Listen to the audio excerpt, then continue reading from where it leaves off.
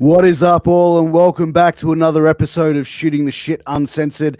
I am your handsome bearded host. My name is Piers and we are brought to you by Multi-Continental Wrestling Alliance on Facebook and on YouTube. Special shout out to all the Facebook groups and pages that are allowing me to stream this show on their page and on their forum tonight. Tonight, my guest is Australian pro wrestling star Vinnie Vane. But before I bring on the man himself, I just want to take a quick pause for the cause, if you will, to thank some amazing sponsors.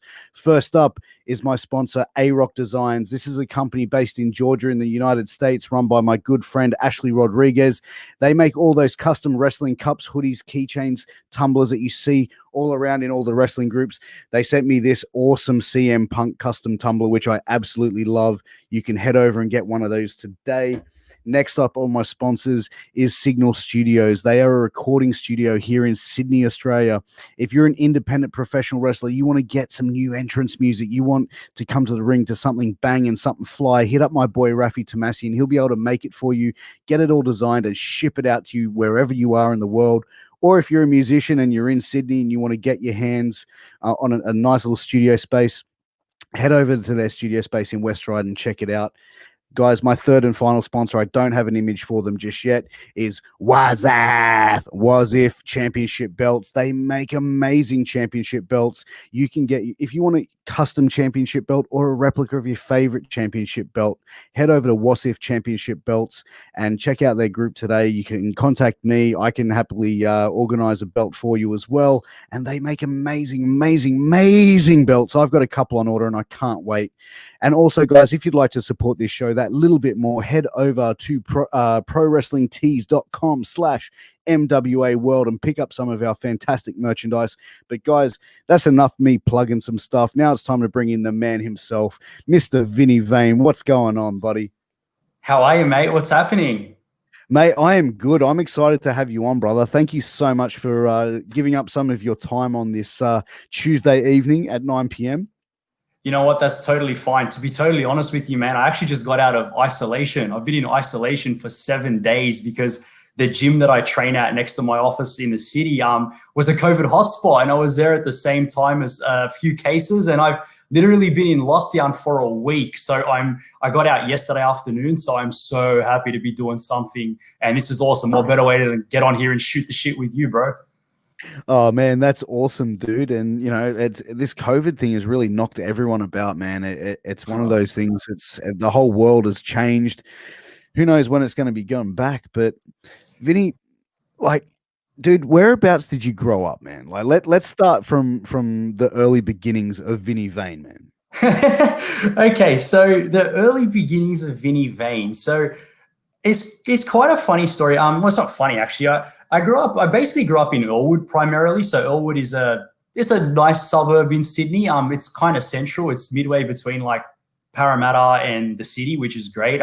So I grew up around there. I spent a lot of time in Redfern as well because where my grandmother lived primarily. That's where my father's from. So I was in between a lot. I was between those two places quite a bit. So Elwood boy primarily, and you know now I'm residing in Belmore, soon to be Denham Court. So I'm getting around, bro, but I'm getting on in the years too. I'm in my early 30s. You know, I got a baby, a wife, a few mortgages. So like, yeah, man, I'm getting on with it.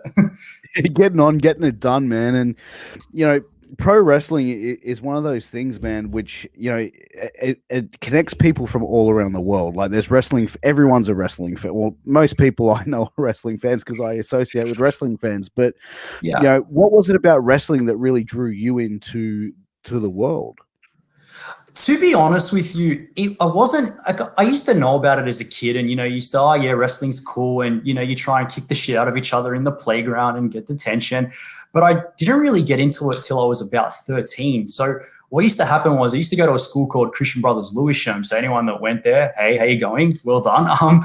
And on Thursdays, we used to have sports day and used to get off early. And what I used to do was I used to like take off earlier and sneak off to my grandfather's house. And we used to watch it on Fox Sports. It used to be on Fox Sports 2, I believe, on Thursday. Yeah, I remember that.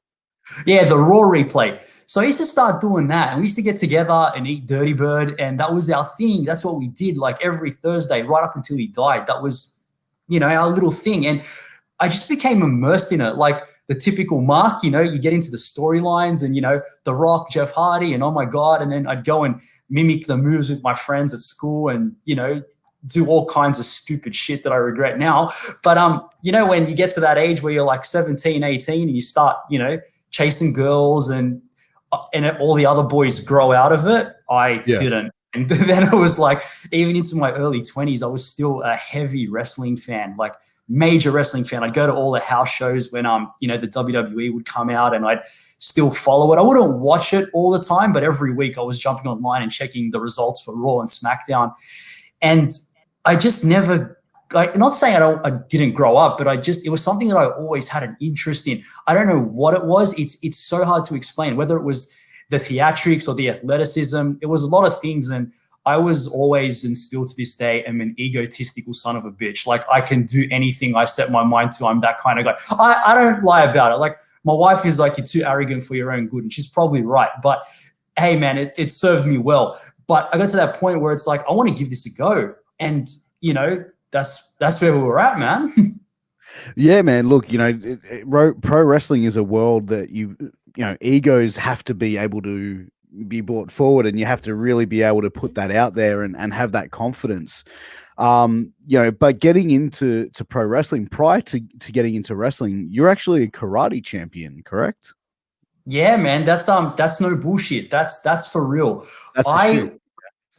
That's a shoot, man. That's a dead set shoot. I started karate at it was 7 or 8. I'm not 100% sure. And I did Goju-Ryu karate here in I was training out at a gym in Elwood, and I got into the tournaments as a kid. And my dad and mum were very not in a bad way, but encouraged me to pursue it as much as I could. And I got rather good at it. And I actually I won state championships and national championships. And then in my teenage years, I made the Australian team a few times, and I was able to go abroad to Japan and train over there and actually compete for a world championship in Kashiki, which is like the full body contact version where you get the face masks and the shield and you go in there and you fucking obliterate each other, beat the fuck out of each other pretty much. Man, pretty much, eh? And I didn't place in that. I probably finished maybe in this. I made this. So the first round, I won my fight, made it to the second round, and there was 36 competitors, I believe, going for that world title that year. So I made it to half. So like, what's half of 36? So top 18. But the problem was, it's really strange. In Australia, you do weight classes when you get to that national level. But when we went for the world one, they threw all the kids, not kids, but this, I think it was under 15s, under 16s all together and said, go for it. And my second round match was against this guy who looked like he was 30. He was probably like 6 foot, 80, 90 kilos. And like, man, I was small. I was like, 5'4", 5'5", didn't weigh more than 45 kilos at the time. Like, I was a very, very skinny, small kid. I didn't grow up until I actually started wrestling and hitting the weights and all that sort of stuff. So yeah, man, shit was crazy. But, I did it. I got my black belt and, I did it all. There was nothing more for me to do. It was getting to that point where it's like, you got to pursue MMA. But I actually wanted to study and go to uni, to be fair. I couldn't commit the time that I wanted to in high school. Yeah, I mean, that's the thing, man. Like, MMA is one of those, like, I did MMA years ago, and it's one of those things, it's a selfish sport. Like, you don't have time for girlfriends, partners, anything else but work and train. And it's a real commitment. So you're going to say? Yeah, look, and that's exactly right. And I remember my parents having a conversation with the Australian coach, because I ended up going to train with him primarily after I got selected. Just a better fit coach for me. And we started doing my weekly sessions with that guy. And he was pretty much like to my parents, he's got to make a decision. Does he want to go down this path, or does he want to go down the books, like, take the book route and study and stuff like that. And, I remember my mom saying to me, you're too pretty for that shit, honey, like, stay in school, So I was like, all right. You know what I mean? So, no, but, said like a true ethnic mum. A true ethnic mum. My baby boy is too precious. God love her, thank you so much, because that steered me right. And, like, MMA would have been great. And it wasn't as big. We're talking about 2004, 2005. It wasn't like what it is today. It was still fairly new. So that was it, man. I hit the books and I studied. I went to university. I haven't really regretted it, to be honest with you. Like, it's funny. I reconnected with my karate coach maybe about 3 or 4 months ago. Facebook, man, he managed to track me down. He's like, I don't get why you're doing this. Like, why? You're better at karate, but okay, that's fair. But it's he goes, come back and have a few sessions and train with us. And I'm like, nah, man, I think that ship has sailed, Yeah. And pro wrestling, like, you got to the age of 25, obviously, you finished your uni, Yeah. you started doing, obviously what you do when you grow up is like, you buy a house, you find yourself getting married and everything along those lines. And then, you decided to get into pro wrestling at 25. While 25 isn't necessarily, it's still very young. But a lot of people getting into pro wrestling, they're very, like, obviously around 18, 19, and some people even a lot younger.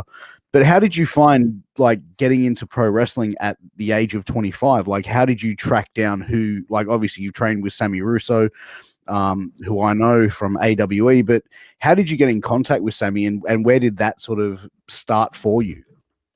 So I had a look on the internet just to see where can we do this in Australia. And you get the usual rankings like, AWF and PWA, and they were the ones, ranking on Google, so to speak. But to be honest with you, I had a look into those places, and like, nothing against them, but like I said, I was from Earlwood. I was in a city. I wasn't interested into it that much to warrant trekking out to where they were located, which was substantially west of Sydney. And I'm going to be honest with you, I didn't have the drive or the determination to want to do that. I was still working quite solid. I've never had a job where it's easy going. It's always been like, 10 to 12 hours a day. So I couldn't be fucked. Like, it's the honest truth. I came across Sammy by sheer coincidence, where I was on Facebook and I found, I used to have people you may know, and there was this picture of this guy in like his little, trunks, and like, I'm like, who the fuck's this guy? Like, I was just like, so I clicked on it, and then a wrestler at AWE, and then I was able to trace it back by, click, click, click, click, click, and I ended up on the AWE website. And then I looked at it, and I'm like, their training school's in Belmore. Like, I live in Belmore. What the hell? And then like, call Sammy Russo. Sammy rings me the next day. Oh, hey mate, I hear you're interested in wrestling. And yeah, we started talking and figured out it was literally around the corner. Like, not a figure of speech, literally around the corner from where I live. Wow. Yeah, so I'm like, I'm going to go give it a shot and just, fuck it. Why not? Let's give it a go. Let's see what happens. Let's see how we go. And I went and I met with Sammy, and, it was the training back then was done in an Olympic gymnasium, so to speak. So, when you watch the Olympics and the gymnasts and they got the rings and the mats, and it's done in there. I told Sammy I had my own predispositions about becoming a professional wrestler, in the sense of, like I said, I was still very small and very skinny, and I knew I could take a beating, but the stigma around wrestlers are you have to be big and, gassed up or something. And it's like, I'm not going to do that. I hate to use the term, but I'm straight edge. I don't drink. I don't smoke. I don't do drugs. I'm anti all that. And he just said to me, listen, man, he goes, everyone's different in wrestling. And he goes, as a trainer, I use your attributes like to your strengths. He goes, you might not be the biggest guy, but he goes, I can tell you're athletic. Like, we did a few sessions, some bumps, some rolls. He goes, I can tell you've got what it takes to be a decent high flyer. And he goes, I'm going to accentuate that with you, and we're going to bring that out in you. And that's what we did, man. That was like 6 years ago. And I haven't looked back. I trained with him and got to a level where he thought I was decent enough to go in there and do a limited spot on a card. And it wasn't go in there and have a WrestleMania type match. He knew my capabilities, and he put me in situations on the card where I could showcase that and that alone. And that's not every promotion's set of rules and how it all works. A lot of schools are like, you got to go in, you got to do X amount of training and be able to do X, Y, and Z. And that's fine. Each to their own. Their schools, their promotions, their ways. This was Sammy's way. And little by little, every show, he gave me a little more, a little more, a little more, a little more, to the point where he was like, all right, you're like one of the boys now. You can go out there, have a match, do your thing. Just here's what I want you to do and what I want you to achieve. And man, we haven't looked back. And I didn't really wrestle. I didn't wrestle outside of AWE for my first 3 or 4 years in wrestling, purely because I was very happy and content with what I was doing there, and I worked a lot. So only when I got to, I think, 2 years ago, just before my daughter was born, I was contemplating whether I wanted to continue this as a father. And I said, well, I better get out there and, at least check off some boxes. And only then did I start working for a few different companies. Yeah, and we're talking about AWE, and AWE is obviously a promotion. Well, it is a promotion here in Sydney, and it's one of those promotions that have been able to bring in a lot of international talent and bring in some stuff like Sammy, who's probably one of the nicest guys that I've spoken to. He's an absolute gentleman, and he's a good boy. He's a very good boy. Very good boy, yeah. Very good boy, Mike. Obviously, learning under that learning tree, and then obviously getting the opportunity to be around some of the international talent that they've brought in, like the Chavo Guerreros, the Charlie Haases. What was that experience like? Obviously going from seeing these guys on TV, being a fan, to then actually sharing a locker room and sharing, a changing room with the likes of Chavo and Charlie Haas and Orlando Jordan. Man, it's crazy. It's surreal. Like I was saying to you before, I grew up watching, with my grandfather, and I was watching these guys specifically, and never in my wildest dreams, if you told, 14-year-old Vinnie, you're one day going to be in the same locker room with those people, not as a fan, but as an equal, as a co-worker, and potentially wrestle some of these guys. What world, bro? What world am I living on? This is a joke. But yeah, it's crazy, because one of my first experiences with AWE, I started with Sammy, and then 2 weeks later, he's like, I'm bringing out Chavo Guerrero. And I'm like, wait, the Chavo Guerrero? Los Guerreros? Is like, yeah. And I'm like, yeah. I didn't even know this shit existed. I was green as, new to the business. I had no clue. So it was quite shocking. And this was circa, 2014. So at the time, this was a big deal. Nobody else was doing this stuff. AWE were, dare I say, one of the only companies that were bringing in international talent and consistently bringing them in. And at a time, that was when I would, be very honest and say AWE were kicking everyone's ass in the sense of putting bums on seats. Every show I'd go to, as a, trainee, man, we weren't talking less than 250, 300. And that's no bullshit. That's no bodging the numbers. That's what it was. And for indie wrestling at the time in 2014, that's a big fucking deal. That's a big number. That's a big number, especially if, I've been to a lot of Aussie wrestling shows, man. And, obviously the early days when I was going in the early 2000s, it was 100, maybe 150. That would be a good show. And a lot of the guys were like I said, it's, where Aussie wrestling has gotten to now. There was some decent talent back then, but nowhere near the level where we're at now. And I think it's obviously, wrestling has definitely grown exponentially over that time frame.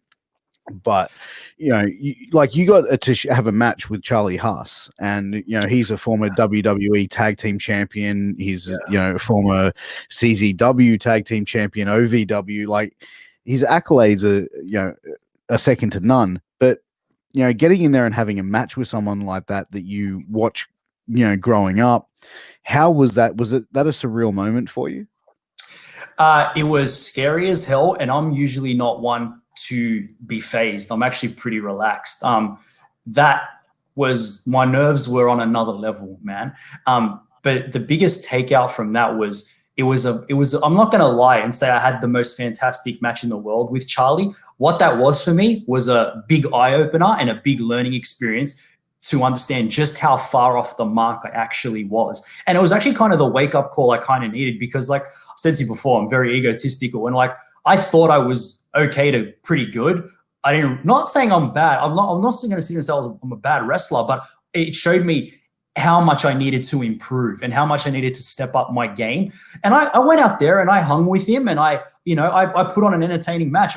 People came up to me and was like, that match was amazing. And this is the fans we're talking about. At the end of the day, I don't give a fuck what the workers think. At the end of the day, you're not paying for the tickets. So not that your opinion doesn't mean anything to me.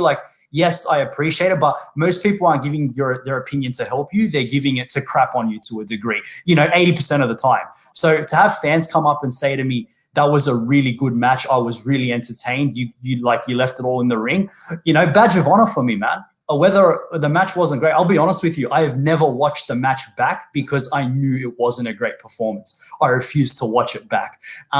But a learning experience, and that's all I could ask for. And who better to take the lesson from? That guy manhandled me for the better half an hour, and like half man, he could still go, even not saying he's old or anything, but No. Yeah, he goes, man, and he goes hard. And the funny thing is, I'll tell you this story with it. I remember when I met him on the day, and he was, very polite, and I was like, so, what do you want to do, bro? And he's like, what do you mean? I'm like, well, what do you want to do out there? He goes, I don't call shit like all you new generation. He goes, just get out there, shut up and listen. I'm like, okay. He goes, the finish is going to be ankle slam. Okay. Like, go work for half an hour. None of these planned spots and, everything's planned and not choreographed, but, laid out. It was literally work. I just went there with my eyes open, my ears open, and just listened to him. Very, very simple. Was that the first time in your wrestling career that you just went out there and called a match on the fly like that?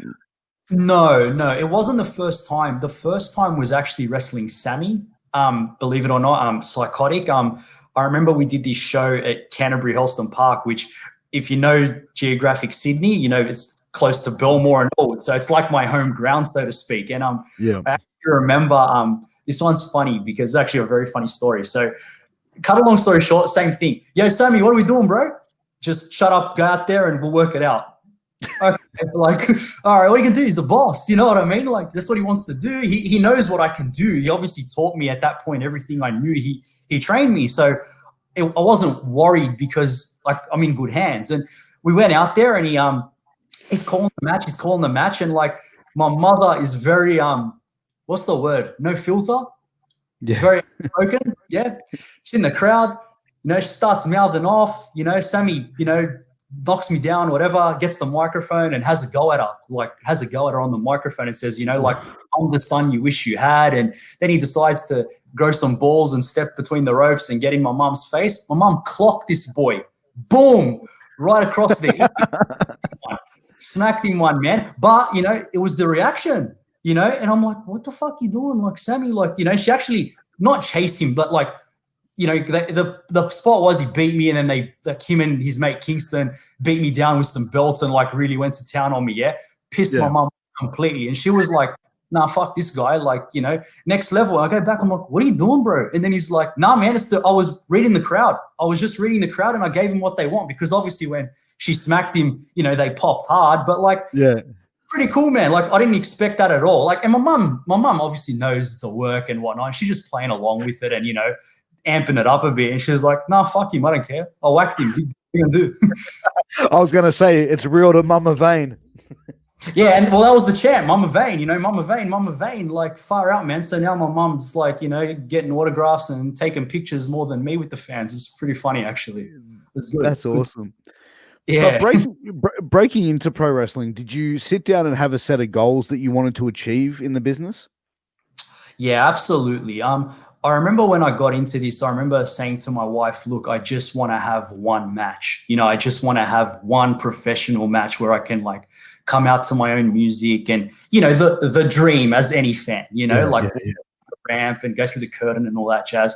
But it wasn't enough. And then I want to have 2 matches, and I want to have 3 matches. And then I want to, wrestle in a championship match. And then I want to win a championship. And then I want to work other feds, and then I want to win a title in another fed, and then I want to wrestle an international. And, now it's like, I want a WWE tryout. Like, that's the next goal. And like, that's one of the problems I actually have in my personal life. And this is something that, like, my bosses at work or, my close family and friends will say to me, you're never satisfied. You always get to that goal, and then you don't sit there and savor it and enjoy it. You're like, okay, what's next? And I think it can be, it can be great, but at the same time, it can be detrimental because you don't appreciate what you achieve.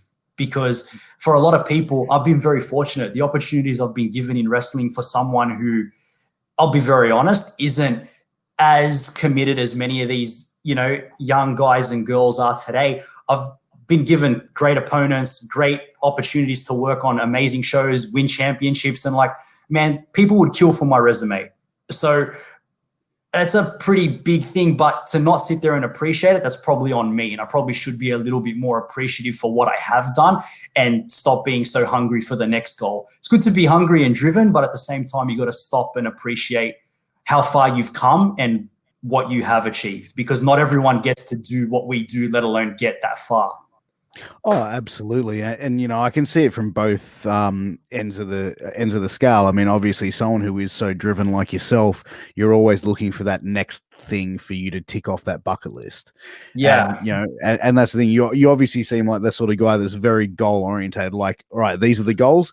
Once these are done, where's my next set of goals? And then it's very determined. Is probably more the word of achieving that goal set.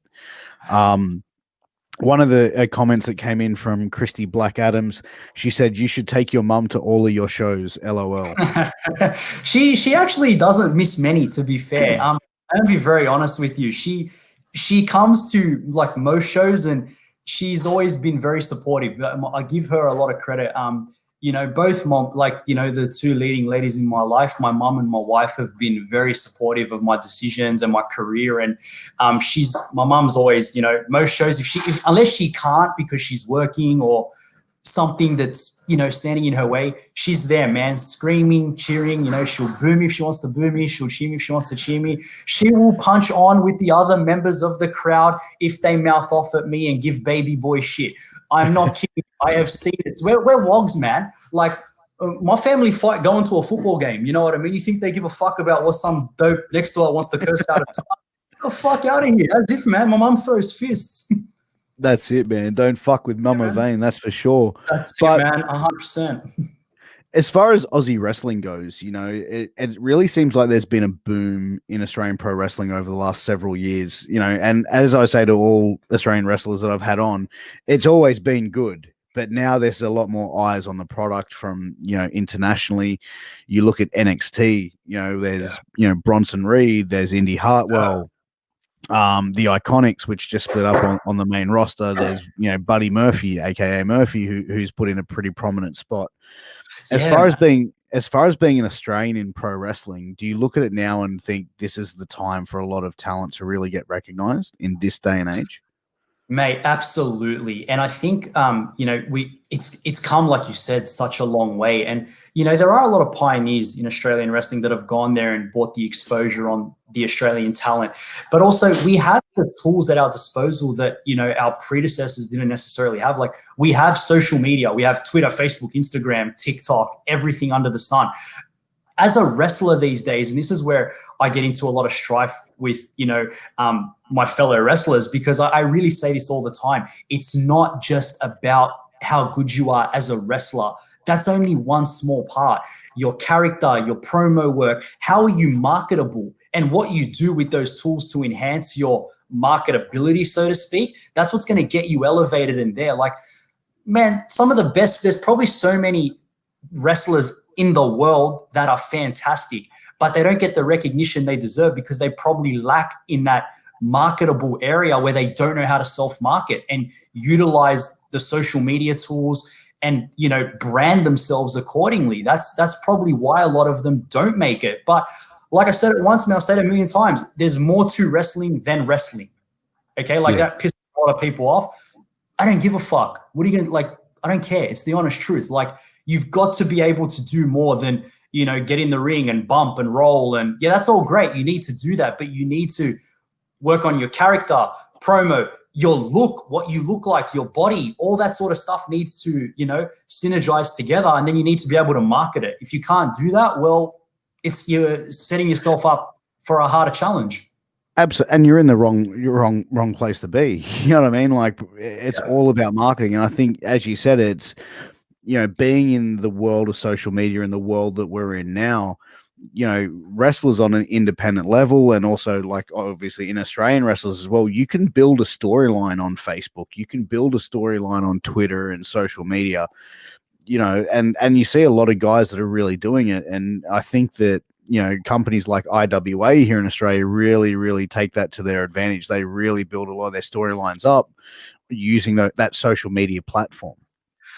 We don't have weekly TV. We're not Raw. We're not SmackDown. This is what we've got. So we have to work with these tools. And yes, the companies that are doing that are putting the asses in seats, so to speak, and are getting those, only now are companies doing like pay-per-view, so to speak, here. And I think the way they're able to do that is because they do set up the storylines on social media well. And you can, $20 to boost a post, so to speak, and you're getting it in front of, thousands of people that are actually interested in wrestling if you target it properly. So yeah, man, you got to be doing it, and not just as a worker, but the promoters need to be doing it. Like, if you know how to use the tools, man, we can go very far. And that's probably a big part of the reason why, to your point, there are a lot of eyes on Australian wrestling, or Australian wrestlers and wrestling right now. It's not mainstream, but it's way more popular than it was 4 or 5 years ago.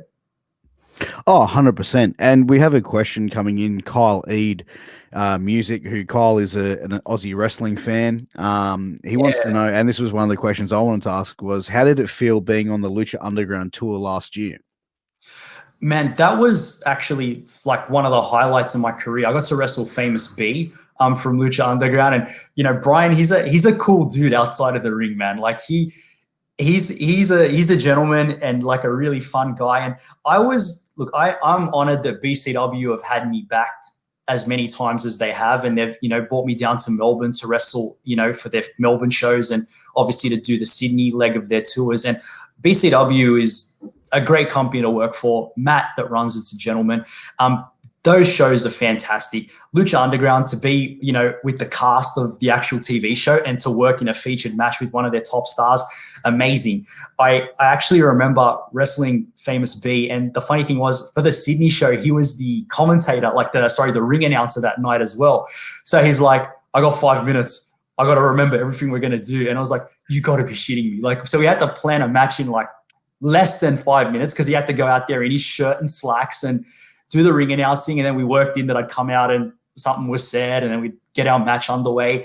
But that was a cool experience, man. It was a little fun match, it was mid-card, but, we did what we had to do, and I think he nailed me with a super kick off the top rope. So I jumped off the top rope, I came down, he super kicked me, sent my head into the third or fourth row and got the win. But it was actually a really, really fun match and an amazing tour. All those guys that came out were a ton of fun. Chavo came down, and I'd been on cards with him numerous times. Mill, PJ Black, Ken Shamrock was actually on that tour as well. So it was an amazing feeling. And I think, obviously wrestling in Australia and in Sydney, New South Wales, it has its popular feds, and, you got to go through their processes to get on those shows. So you might not always be associated with the popular acts, but to be on a Lucha Underground card with a very reputable company in BCW, I can't ask for much more. That's a big thrill for me, and something I'm very, very appreciative for. Oh, absolutely. It's that exposure that you can get. And, you mentioned BCW. They do a lot of great work. They bring a lot of talent out to Australia. And it just goes to show, Australian wrestling has definitely grown to the point where there's more international talent willing to come out here and work with Aussie guys, not just come out and just go, okay, well, I'll work with my buddy over there. I'll come out, I'll work with whoever you guys have got. Because it's a lot of trust that guys put in their opponent in a wrestling match. It's not like an MMA match where you're getting in there and you're going to fight each other for a legit fight. But when you get in a pro wrestling match, it's really protecting your opponent. It's taking care of who you're getting in the ring with. And for these guys to come down and have that faith in a local star to have that match speaks wonders for the product itself. Absolutely. And even for the promoters to give me that chance, like you were talking about BCW, back in February on one of the last shows we did before COVID, I got to wrestle the Mexicals, all three of them, in a 6-man tag match on the Sydney leg of their BCW's last tour. And man, that was something that it wasn't advertised. It was one of those things that they worked into the show during the night, where I came out earlier and, talk smack, had a match, and then got to wrestle them in the main event. And I was honored that, wow, man, you actually want to give me the faith to go in there and wrestle three legends in the Mexicals. You know, each of them in the Mexicals, like Psychosis, Juventud, and Super Crazy. They're all legends in their own right, man. Like, you know what I mean? Like, yeah. Yeah, and like that was another big learning experience for me. And they were just, you know, utter pros, mate. They were amazing guys, and I got to team with the Preston Kindred in that match. And we've had me and my tag team partner Lucius Wolf. We've had our fair few, like a decent feud running with them when we work down at BCW, and we get along really well. And they were the ones that actually suggested, you know, let's give Vinnie a shot in this. And Matt had the faith in me to put me in there, and that was fantastic, man. That was one of the highlights. And like also like, you know, one of my best mates in wrestling, Christian Chaos, the referee, he was refereeing that match. So it was something, one of those things, another highlight of your career where you're with good people, good company, you know, something you'll look back on in 10 years and be like, yeah, I did that. You know what I mean? Like, kudos to fucking me, you know? So, yeah, like a special moment in your life, you know what I mean? Getting absolutely. in there with guys that have done it, have been around the world, and as superstars, as you said, you know, legends in their own right. It's one of those surreal moments, you know?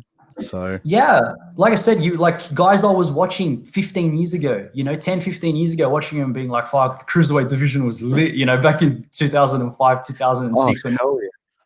Yeah. And so like to actually wrestle them, it's like, what the hell? Like, is this really fucking happening? Like, am I seriously in the ring with these guys, you know, getting my ass kicked? But hey, like, you know, like it's still cool. It's like, oh, wow, Juventud Guerrero just kicked me in the face. Awesome. He did. He drop kicked me right in the face. Motherfucker. Nah, that's good, bro. That's good. It was all good. Mama Vane don't give a fuck. She'll take him out. Yeah, man. She ain't scared of nobody.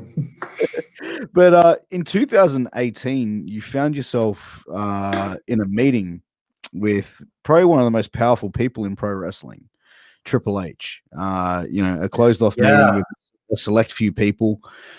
What happened in that meeting? Like, what was it? Was it just a sort of a tryout for WWE, or you know? Can you? No, not at all.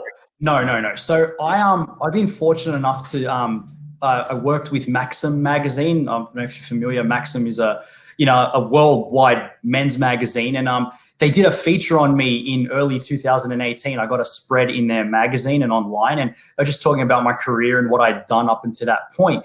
And they invited me as a guest to go when WWE did their Super Showdown at the MCG in 2018.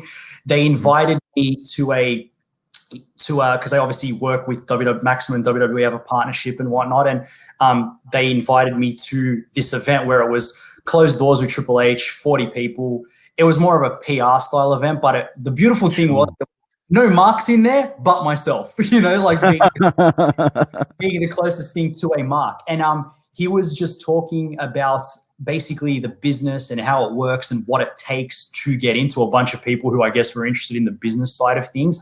And obviously, like for those that know, I'm a marketing specialist in the real world. That's what I do. So for me, business is big. I'm big on business. I actually care about that sort of stuff. So to sit there and hear him talk about what it takes to get in, and he was dead set. He said things to us like basically, I don't care if you're the biggest guy, the strongest guy, the fastest guy. He goes, I'll teach you how to wrestle. He goes, that doesn't mean shit. Like he was very honest. He goes, we'll teach you how to wrestle. There's no dramas. But he goes, if you have the drive and the determination and you're athletic, we can make you what we want to make you. It's all about heart. And I think that's great because like not everyone, like if anyone's going to train you, I don't care. Like there's great trainers in Australia, I have no doubt, but they're not on the level of WWE. Like they don't have the qualifications that those people have. That's no discredit to anybody that's a trainer in Australia. Let's make that absolutely clear. There are amazing trainers in this country, but they're not WWE trainers. If they were that good, they'd be, obviously working in the performance center. I think there is one. I think, is it Hartley Jackson maybe? I think he's a trainer over there, and he's very good from my understanding. But yeah, it just goes to show that if you have heart and the right determination, and yes, if you are what they're looking for on any given date or time, you have a chance. So the one thing I took away from that was, okay, look, I might not be the best wrestler. I might not, have the right size. I might not have, the things that everyone assumes you need to have. But if you have the drive, the passion, the determination, and, it's like pot luck, man. It's like going to Hollywood. If you get that lucky, that lucky break, you can do it. But then, he was obviously just talking about his career and, like a lot about resilience and what it takes, like, and obviously understanding being on the road as long as he was on the road for. You got to have a certain resilient character, and you have to be mentally tough. It's not just about being physically tough, it's about being mentally tough. And he actually did say some things about social media, and a lot of people these days are, he didn't use these words that I'm about to use, but, you know, a lot of people are soft. A lot of people get caught up on what's said on social media, and it's understandable. We all have feelings. We're all human. But he's like, you got to put that shit aside. Like, he goes, you want to make money, or you want to worry about what people are saying to you, like, or about you? And yeah, man, it's true. Like, you know, if you're making, you know, money hand over fist, who gives a fuck what some basement dwelling Mark writes on his keyboard because he doesn't have the balls to say it to your face? Like, that's the honest truth. Yeah, it's keyboard warriors are everywhere and in everything. And, you know, it's probably the social media is, you know, the good thing about this day and age, and it's also the worst thing in this day and age is technology and social media.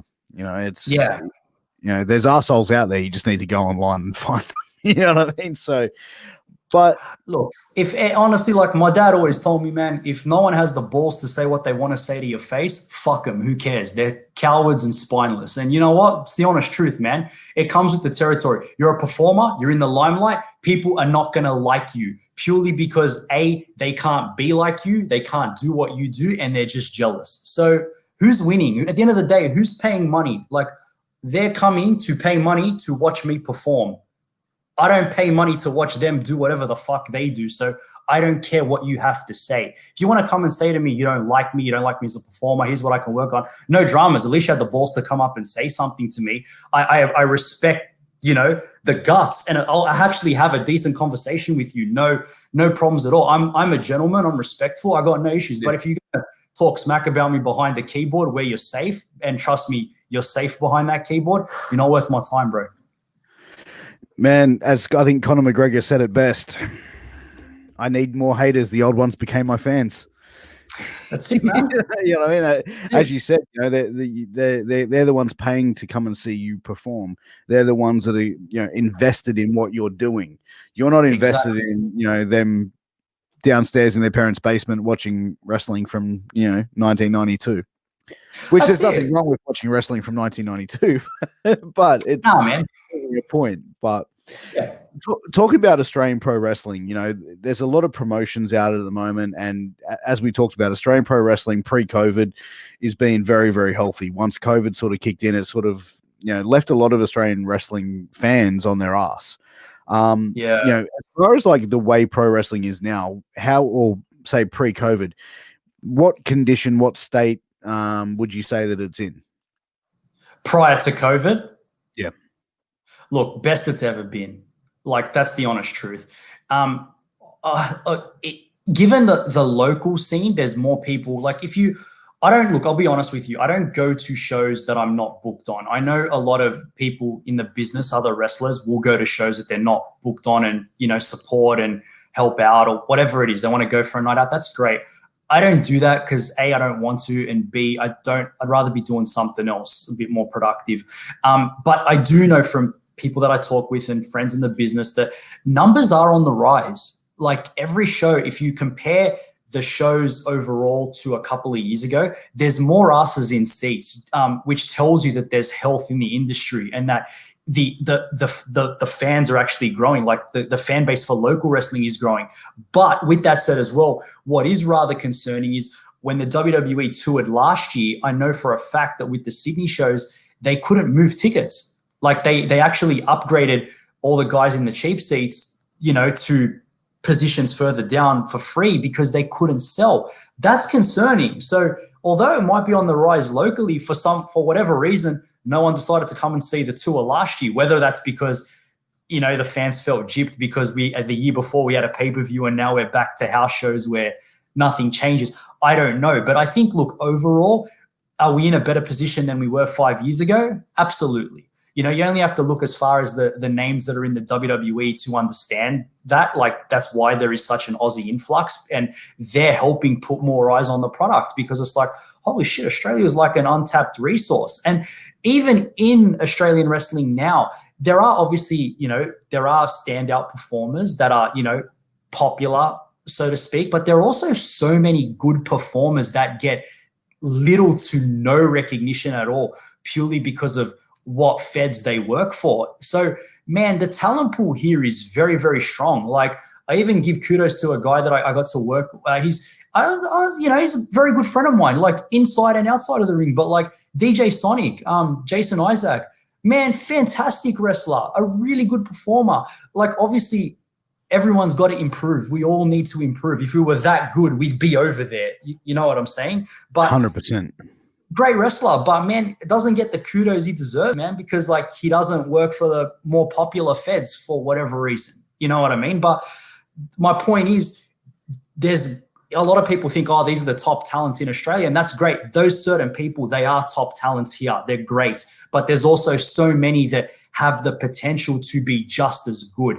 They just need the additional training and the additional support. Whether we like to admit it or not, wrestling is all politics. Even, in Australia, it's very political. As a worker, it's who you're associated with or where you train or where you work. And if you're not in with certain groups, you're not given the respect that, you not saying you deserve, but like, yeah, man, some people can be mean. Some people can overlook you for those reasons. It's like schoolyard politics. It's the best way to put it, man.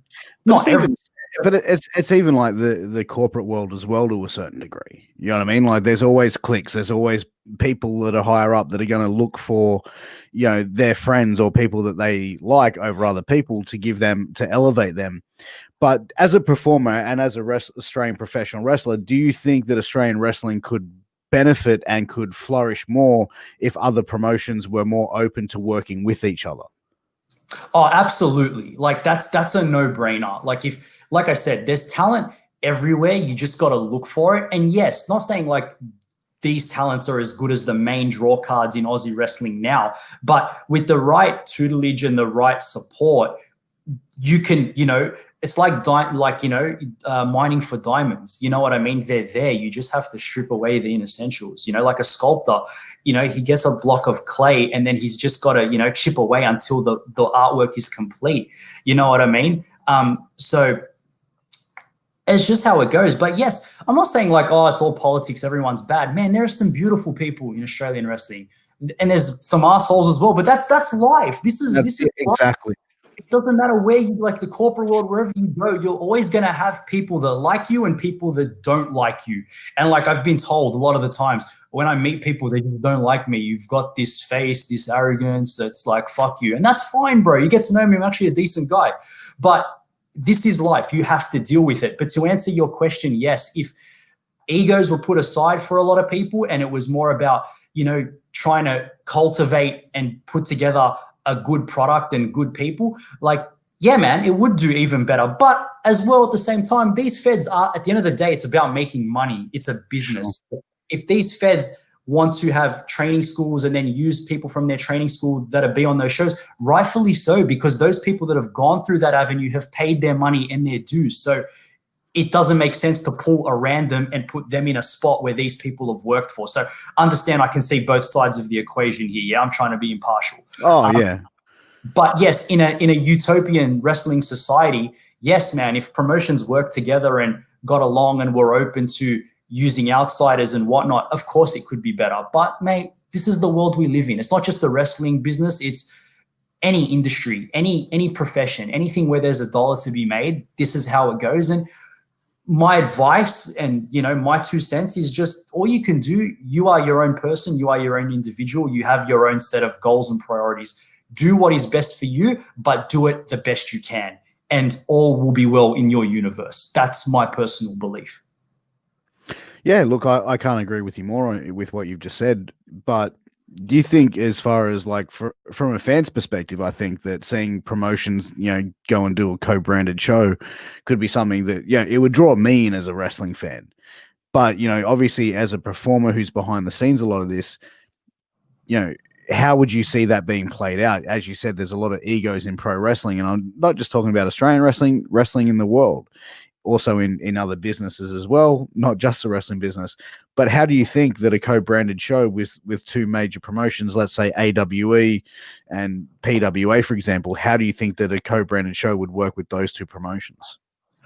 Look, I think it could work fantastic, to be fair. And I'll give you the pros and cons, yeah? So Sure. PWE have a really good established fan base, but so do AWE. AWE still, like, a lot of people have this misconception of AWE because of some things that happened a couple of years ago, which I'm not going to get into, bro, because like I said, I don't play politics.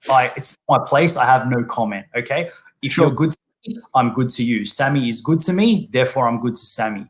But AWE have a very strong and a loyal fan base that come time and time again. Sammy don't do a show that's less than 150, 200 people on a bad day. So in a sense, yeah, they could draw together. I personally have been tagged on PWA posts saying, who do you want to see in this tournament and whatnot? So there's obviously interest from their fans to have a performer like me on their show. But like, there's pros. Like AWE fans could see PWA talent they don't normally see, and vice versa. But how does it work and how does it play out? I don't know, because you've got to put, like, I don't even know who runs. Like, I know there's a lot of people that work for PWA, but I don't know who the head honcho is there, so to speak. But you'd have to sit them and Sammy down and work something out, and obviously who contributes what to fund it, and then who gets what to take it. So at the end of the day, it's a business. It's not a matter of, what we want. It's people are investing money, and as a result, they need to be compensated, and you need your return on investment. So it's like any other business transaction or merger or partnership. Parties have to put forward what they want, and they have to be able to put the work in to get that. But do I think it'll ever happen? Probably not. Would it be great if it happened as a fan and as a performer? Absolutely. I'd love to do co-branded shows. I think that would be fantastic, because like you said, PWA, there's some good people at PWA, man. There's some really good boys and girls there, and there's some amazing performers, and there's some really good people in AWE as well. And some really, like, untapped resources. You got the young guns, which are two young kids, man, they're fucking hungry, and they look good, and they can move well. And again, they've been trained, like, by Sammy and AWE style, and, like, probably wouldn't hurt them to get an experience with a different group of people either, so it's win-win. But like I said, it's between promoters, man. Like, at the end of the day, I'm the performer, I'm not the promoter. I get my orders, come here, perform, do this and that, take my money, and I go home. That's it for me. That's Yeah, and I think as well, like, while a fan and performer perspective would love to see co-branded shows, you'd hit the nail in the coffin, sorry, or hit the nail on the head, whatever the saying is. But for a company to turn around and see that return of investment, it would have to be there for both parties. Otherwise, why are they doing it? You know what I mean? It's called professional wrestling, not amateur wrestling. absolutely. We have Kyle has a comment. He says he'd love to see you in PWA, Vinny. Yeah, look, man, that's kind, Kyle, and I appreciate that, man. And look, man, if the offers come through, I will go. But I understand PWA have their own systems of working, and that's fine. Like, I'm on the back end of my career, to be fair. I'm 32. I'm getting on with it in my age, as I was saying to you earlier. But look, man, like, I generally, I like to think I get along with, most people in the business. And I have had my run-ins with certain performers and whatnot, but this is life. You're not going to get along with everybody. But yeah, man, like, if the fans, you're not the first fan to say it, Kyle, and you're probably not going to be the last. So that's all I got to say about it. Yeah, and like, that's exactly right, man. There's a lot of promotions out there, and we'd love to obviously see everyone work for everyone and have opportunities everywhere. But as far as goals go in professional wrestling, where you sit now, 6 years into your career, you've won championships, you've had accolades, you've won tournaments. What's next for Vinnie Vane? Where do you want to go? What is on if I open up your notebook, what are the goals for you in the professional wrestling world? Look, if I was to hang up my boots today and sail off into the sunset, where I can eat what I want and play with my daughter and not have to worry about getting into the gym and all that, I could actually be quite content, to be honest with you, because I didn't expect to get as far in this business as I did. And that's very honest. Like, not due to lack of self-belief or lack of ego for that matter, but it's just, if you asked me 6 years ago would I still be doing this, I probably would have said no. So to achieve what I have achieved in that time, and like I said, this is no disrespect to anybody, but for someone who hasn't invested the time and the money that many of my, colleagues have, so to speak, where they've put the time in and traveled overseas and worked and, trained the house down multiple times a week, but to not get the opportunities that I've been blessed with, I'm very lucky. And I don't take that lightly. I know I'm very blessed and I'm very lucky. And I know that like a lot of workers in this country would be like, man, I wish I had the opportunities and that Vinnie Vane had. And that's that. And I respect that. So if I had to hang it up tomorrow, I'm okay. You know what I mean? Like I'll look back on a good career and be like, you know what? For a guy that was able to, like I said, I've never been able to make this my sole priority, because I'm heavily invested with my shoot job and my shoot world, because I'm a marketer. I'm a marketing specialist. I love that. That's like air to me. That's what I do. That's my life, So I've done this as I hate to say the term, but part-timer to a degree, like train when I can, wrestle when I can. It hasn't been priority number one. So the one thing I'd really want to do that's left is I'd just like to secure a WWE tryout.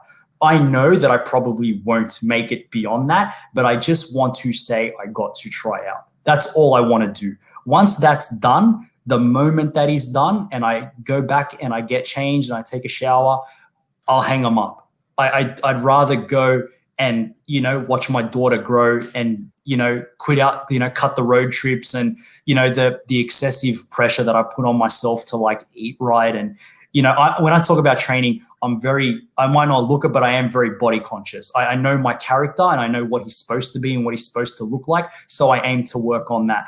But I would love the time to pursue other things. I'd love to, I've always wanted to do up a car with my old man. I'd love to put the time into that.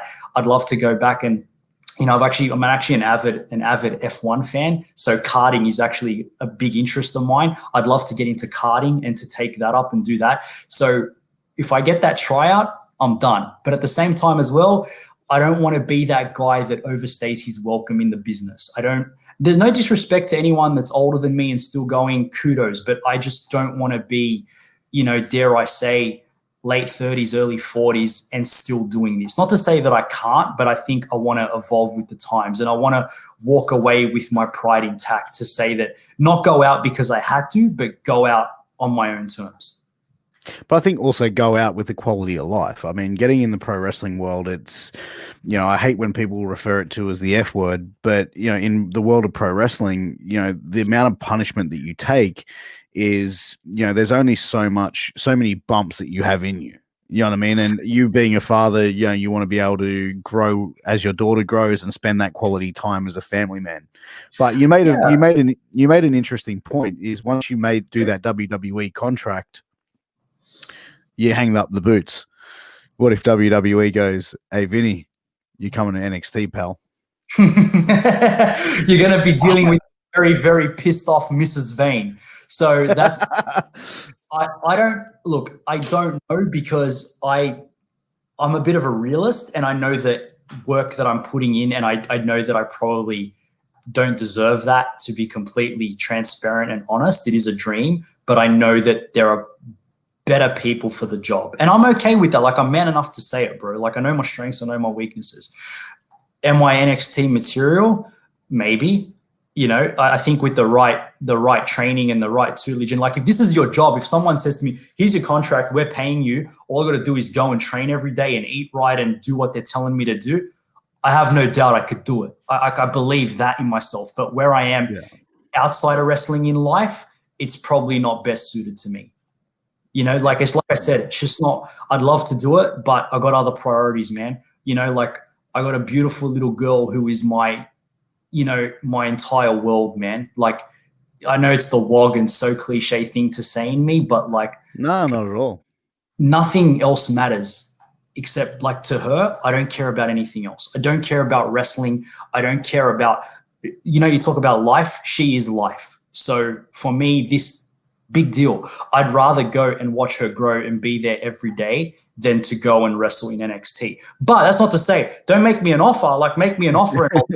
You never know if I can move my little girl over there and my wife and, fantastic. But it's all here. Like it's just, it's what if. It's like we're talking like if you win the lotto, it's the same thing. Yeah. 100%. But Vinny, we have just passed the 1 hour mark, and I am very conscious of your time. Why don't you tell everyone where they can find you, where you're at on social media? Okay, so social media, it's Instagram is at Vinnie_Vane, and it's VINNIE.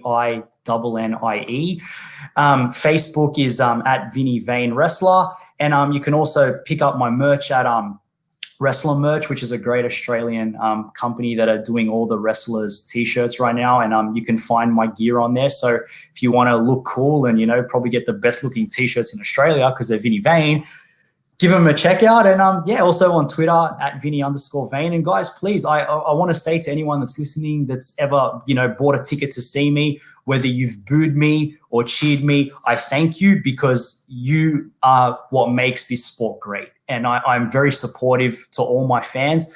I can't thank you enough. To give a kid like me the chance to live out a crazy dream, I'm forever in your debt. So to every one of you, thank you so much. Vinny, thank you so much for coming on, and to the audience, thank you very much for tuning in tonight for Shooting the Shit Uncensored. It's been a great episode. Vinny, thank you so much for your time. I really appreciate it. You're a gentleman. Thank you, man. I appreciate it. I hope to catch up with you again soon, mate. Absolutely, man. Next show, bro. Beers are on me. But guys, thank you for watching. Please make sure to tune in tomorrow at 11 a.m. Australian time, which will be 9 p.m. USA Eastern, as I'm sitting down with former ECW original and Ring of Honor original HC Loke. So make sure not to miss that one, guys. Till next time, I'm Piers Austin, and we'll see you soon.